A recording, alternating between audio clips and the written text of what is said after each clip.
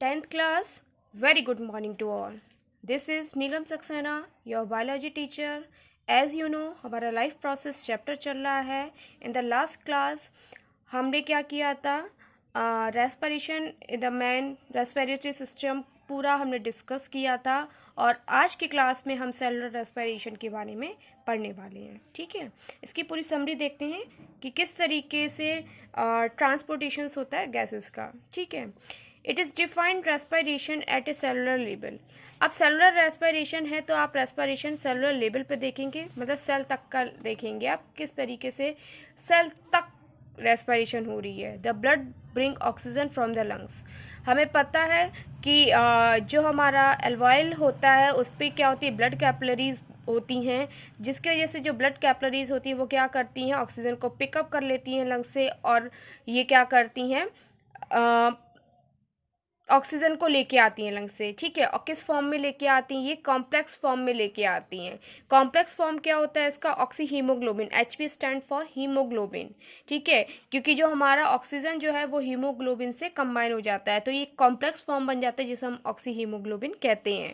ठीक है, to the tissues. In tissues, अब जो हमारा टिश्यूज जो होगा, टिश्यूज में the content of oxygen is low. अब जिस टिश्यू में ऑक्सीजन की जो मात्रा जो होगी कम होगी as compare to the blood, therefore complex form breaks up. ये जो हमारा कॉम्प्लेक्स फॉर्म जो होता है किसका, ऑक्सी हीमोग्लोबिन का, वो टूट जाता है and oxygen from blood diffuse into the tissue. और ये जो ऑक्सीजन जो होता है, आपने क्या किया, ऑक्सीजन का जो हमारा ऑक्सी हीमोग्लोबिन का जो कॉम्प्लेक्स फॉर्म था उसको आपने तोड़ दिया. मैं आपको डायग्राम की हेल्प से समझा दे रही हूँ. मान लीजिए कि ये हमारे क्या है, ये लंग्स हैं. ठीक है, इन पे लास्ट में एक इस तरीके से एक बलून जैसा स्ट्रक्चर प्रेजेंट होता है ब्रोंकियल्स पे, जिसको हम एल्वॉय कहते हैं. ठीक है, इस पे ब्लड कैपिलरीज होती हैं, तो इन ब्लड कैपिलरीज क्या कर लेती हैं, ऑक्सीजन को पिकअप कर लेती हैं. और जिस टिश्यूज़ में, ठीक है, या जिस पार्ट में क्या होता है, ऑक्सीजन का कॉन्सेंट्रेशन कम होता है तो उस पार्ट में क्या होता है, ऑक्सीजन को ले जाया जाता है. ठीक है, तो ऑक्सीजन हमारा किस फॉर्म में है, कॉम्प्लेक्स फॉर्म में है, ऑक्सी हीमोग्लोबिन फॉर्म में है. अब ये जो हमारा ऑक्सीजन जो है कॉम्प्लेक्स फॉर्म में, आप इसको कॉम्प्लेक्स फॉर्म में तो टिश्यू में भेज नहीं सकते हैं, तो इसको ऑक्सीजन को भेजने से पहले आप कॉम्प्लेक्स फॉर्म को क्या करेंगे, ब्रेक डाउन करेंगे. आप ब्रेक डाउन करेंगे तो ऑक्सीजन हीमोग्लोबिन से अलग हो जाएगी. पहले कंबाइन थी, ठीक है, जब पिक की थी तब कंबाइन हो गई थी, कॉम्प्लेक्स फॉर्म में कन्वर्ट हो गई थी. जब हमने टिश्यू पे भेजा ऑक्सीजन को तो हमने क्या किया, ऑक्सीजन को हीमोग्लोबिन से अलग कर दिया. ठीक है, फिर ये किस में चली जाती है, टिश्यू में चली जाती है ऑक्सीजन. इनसाइड द टिश्यू के अंदर the cell uses this oxygen. तो जो जिस टिश्यू ने ऑक्सीजन को पिकअप किया है वो क्या करेगा, ऑक्सीजन को यूज़ कर लेगा for the oxidation of food, ताकि वो क्या कर सके, फूड का ऑक्सीडेशन कर सके और इससे एनर्जी बना सके और कार्बन डाइऑक्साइड बना सके.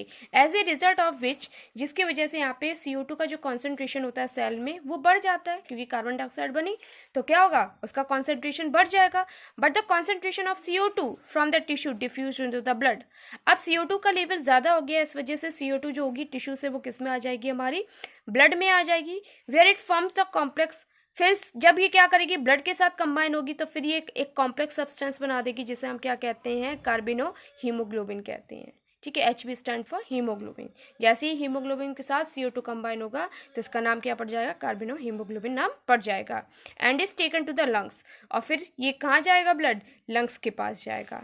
ठीक है, from the lungs it is expired out. फिर जब ये लंग्स के पास जाएगा, फिर ब्रोंकियल्स के पास जाएगा, ब्रोंकाई के पास जाएगा, फिर ट्रकिया के पास जाएगा. ठीक है, फिर फेरिंग्स के पास आएगा, नॉस्ट्रल्स में आएगा, फिर ये क्या शरीर के बाहर निकाल दिया जाएगा. From the lungs it is expired out. फिर ये लंग्स से बाहर निकाल दिया जाएगा. There are many types of respiration. यहाँ पे क्या होते हैं, बहुत टाइप के हमारे क्या होते हैं, रेस्पिरेटरी डिसऑर्डर्स होते हैं that a human beings can face, जो ह्यूमन बींग फेस करता है. One of them is emphysema. उनमें से जो हमारा एक डिसऑर्डर जो होता है वो क्या होता है, हमारा इम्फाइसीमा होता है. इट इज़ अ डिसऑर्डर, ये वो डिसऑर्डर होता है इन विच, जिसमें हमारा क्या होता है, there is a deposition of a certain harmful substance in the alveoli. जो हमारा क्या होता है, एल्वोली जो होता है, इसमें क्या होते हैं, बहुत सारे हार्मफुल सब्सटेंस जो होते हैं वो डिपोजिट इकट्ठे हो जाते हैं. ठीक है, ड्यू टू दैट, जिसके कारण यहाँ पे क्या होगा, जो ऑक्सीजन कैरिंग जो कैपेसिटी होती है किसकी, एल्वेली की, वो कैसी हो जाती है हमारी, कम हो जाती है। मतलब ये ऑक्सीजन को कैरी नहीं कर पाता, इसकी जो क्षमता होती है ऑक्सीजन कैरी करने की वो कम हो जाती है। And person suffer from respiratory disorder. इस तरीके से क्या हो जाता है, जो पर्सन जो होता है, जब इसके अंदर क्या होता है, हार्मफुल सब्सटेंस इकट्ठे हो जाते हैं और इसकी ऑक्सीजन कैरी कैपेसिटी कम हो जाती है, तो वो किससे सफ़र करने लगता है, रेस्पिरेटरी डिसऑर्डर से सफ़र करने लगता है। एम्फीसेमिया तो होता ही है, लेकिन एक अस्थमा जो होता है वो भी सेम इसी तरीके से होता है, सांस उखड़ जाना। अस्थमा क्या होता है, सांस उखड़ जाती है ना, तो वो इसी तरीके से होता है। ठीक है, तो आई होप कि आपको ये सब समझ में आया होगा। ठीक है, थैंक यू।